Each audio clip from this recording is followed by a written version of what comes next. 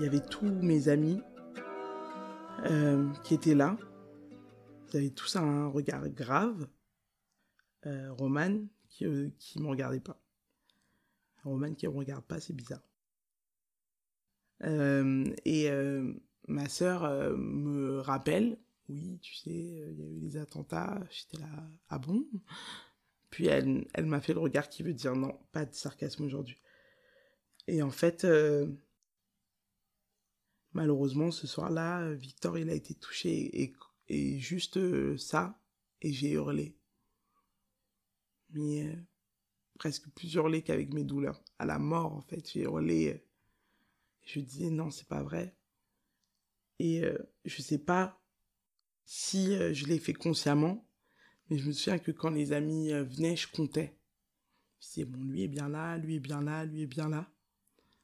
Et que j'ai confondu Glendale et Victor. Et je me dis que je l'ai fait pour me protéger de la réalité, puisque Glendale est très blond, Victor est très brun, Glendale est très grand. Victor est plus petit. Ils ne se ressemblent pas, ils n'ont pas la même voix, aucun rapport. Je m'en suis voulu d'avoir confondu. Et j'ai demandé pourquoi. Pourquoi, en fait? Je me souviens qu'à l'époque, ils n'avaient pas l'information entière, mais j'ai demandé combien de balles il avait pris. Je savais pas que ce genre de phrase allait faire partie de mon quotidien. Et je crois que ma sœur m'a dit une. C'était un moment vraiment déchirant, mais au moins la psy nous avait dit que pour le processus de reconstruction, il fallait dire avant l'enterrement qu'il était parti pour qu'il ait un moment de recueillement en même temps que nous.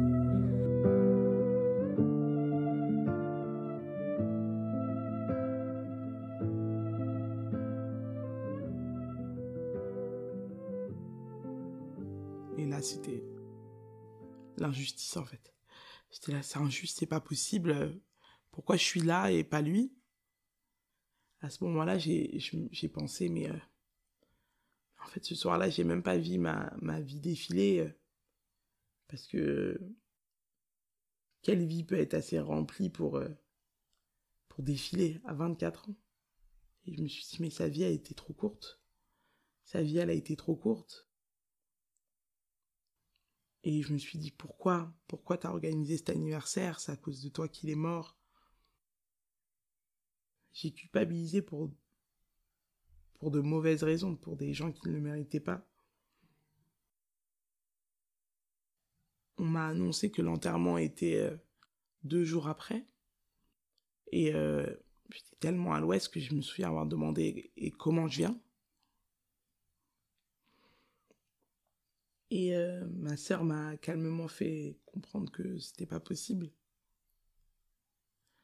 J'ai raté l'enterrement de mon ami. J'ai raté l'enterrement de mon frère. Je savais qu'il commençait à 9h. Et du coup, quand on faisait mes soins, les soins, c'est les moments les plus douloureux puisqu'on me fait bouger. J'ai demandé à ce qu'on s'arrête pendant 1 minute à 9h pile. Et tout le monde dans la salle a été incroyable. Dans la chambre avec moi a été incroyable parce qu'ils l'ont tous compris et l'ont fait. J'ai attendu toute la journée de voir Roman dans le hublot et il n'arrivait pas. Une des premières fois où il n'est pas venu, il s'est autorisé à ne pas venir à 13h. Il arrivait plus tard du coup. Et j'avais envie qu'il me raconte tout en détail, alors que c'était inutile. Eva a été incroyable puisque malgré l'état dans lequel elle était, elle y allait. Et je sais qu'elle y allait pour moi aussi. On m'a dit qu'il y avait beaucoup de monde. Du coup, j'étais heureuse et jalouse parce que j'étais pas là. J'étais contente parce qu'ils étaient tous beaux. Ils s'étaient mis en costume. Dans notre bande d'amis, on se connaît du coup depuis parfois le collège, parfois le lycée.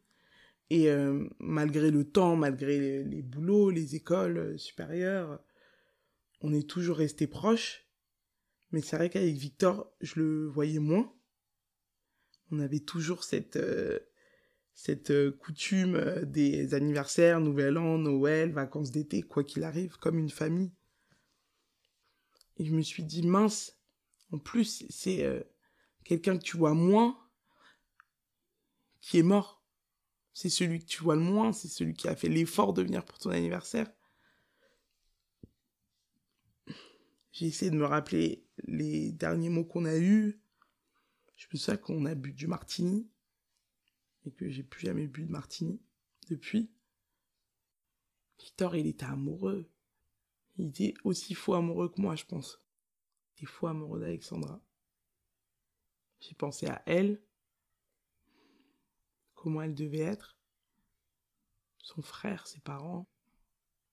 C'est presque à ce moment-là que j'ai compris que ma vie allait changer. À jamais.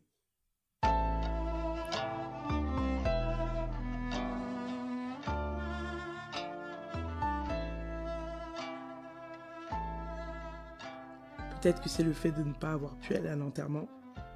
Mais du coup, j'ai un rapport différent au Père-Lachaise, où est située la tombe de Victor. Et aussi parce que ma mère est morte et elle n'est pas enterrée à Paris, en France, mais à Kinshasa, au Congo. Du coup, j'ai créé presque un lien avec Victor, où au départ, j'avais sa photo, une photo de nous deux, où on le voit pas totalement, pour pas que ce soit trop frontal. Et où je lui parlais quand j'arrosais mes plantes. Je lui parle quand j'arrose mes plantes. J'ai toujours envie de lui raconter quelque chose qui s'est passé dans ma vie, souvent un progrès. Je pense que j'ai aussi ce lien parce que pendant longtemps, je me suis sentie morte. J'avais l'impression qu'il n'y avait que lui qui pouvait me comprendre sur certaines phrases, puisque je ne pouvais pas le dire aux vivants. Et je sais qu'il y a une chanson que j'ai écoutée qui m'a fait penser à lui, ce qu'il aurait pu me dire en tout cas, qui dit, en traduisant en français, que si on peut encore pleurer, on est vivant, si on peut encore aimer, on est chanceux, et que c'était un peu un putain vie pour moi. Vie, en fait. J'avais besoin presque qu'il me donne cette autorisation, qui me pousse à vivre. Moi, je lui parle moins parce que je me sens moins en zombie. Mais il y a toujours quelque chose qui te ramène. Pendant longtemps, j'ai pu regarder de drames, plus de trucs historiques. Je crois que j'ai regardé toutes les dopes qu'il y avait sur Netflix. Parce que tout me faisait repenser à ce qui nous était arrivé et à sa perte. Et du coup, me mettait dans une tristesse encore plus grande que celle que j'avais au quotidien. Et que maintenant, quand j'écoute cette chanson, c'est peut-être plus Victor qui me dit bonjour. Il n'a plus besoin de me rappeler que je dois vivre. Du coup, je sais pas quand est-ce que je me suis mis à croire aux signes, au destin, aux choses comme ça. Je sais toujours pas si j'y crois. Mais pour lui, je suis obligée.